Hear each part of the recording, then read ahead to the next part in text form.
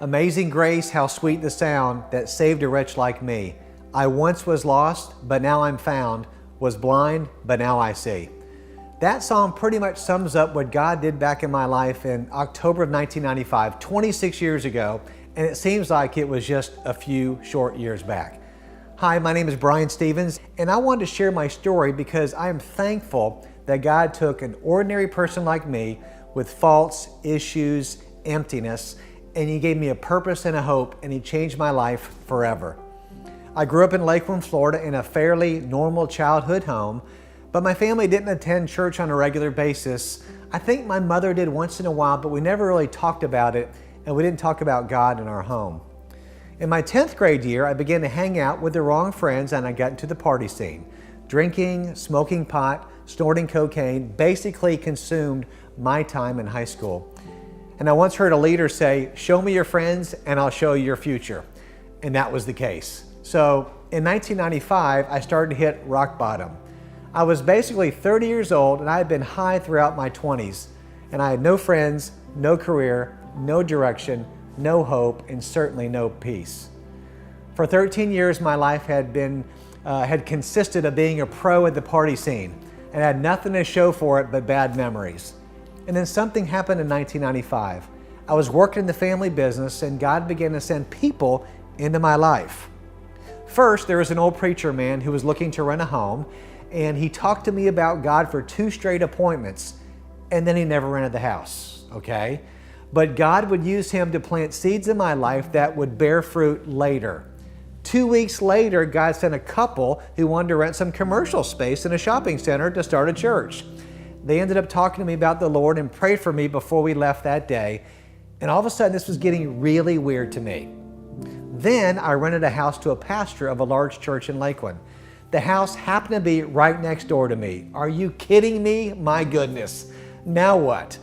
He invited me to church a few times and I never took him up on it, but he was a light that made a difference in my life.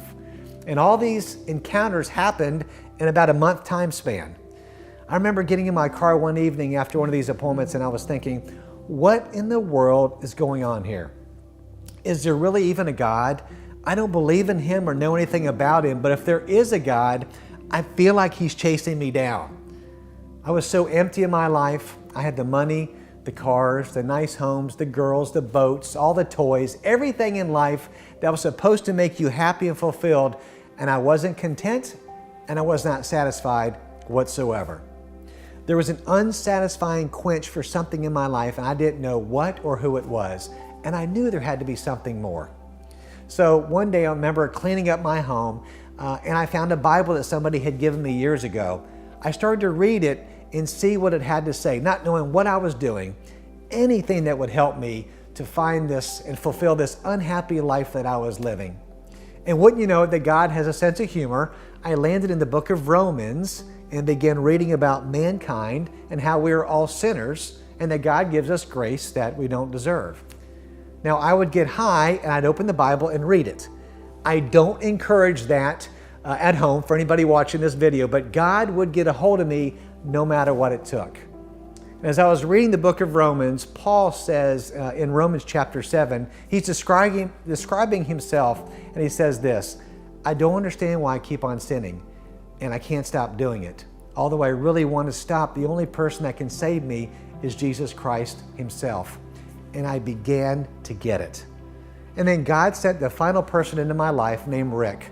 Rick was going through a divorce. He was going through a rough time in his life, but he knew enough about God to be dangerous, and then He gave me the final push that I needed. And when my ex-girlfriend told Rick that I was getting high, Rick confronted me and he told me, he said, "Brian, you need to get saved, boy."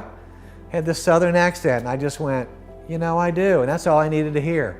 I was so ready for a change. So I knelt down in the living room apartment right in South Lakeland, and I asked Jesus to forgive me of my sins and to come into my heart and change me. And that night, I surrendered my life to Him, and I've never been the same. That was October of 1995, but a month later, I would begin to smoke pot again. You see, I was saved, but still struggling with addiction. Now, I had started to attend a church in South Lakeland. I was singing in the choir and trying to live my life differently, but I was still addicted to the drugs. And then finally in January of 1996, I was traveling down to Bartow, going to drop off a rental car, and I cried out to the Lord from the depths of my being to please set me free and take these drugs and alcohol away. And He answered that cry, and He heard my prayer, and He set me free. That was 26 years ago, and I am so thankful to this day for what God has done. I never want to take it for granted that He rescued me from a life that had no hope and no peace, and I want to pass that message on to somebody here today.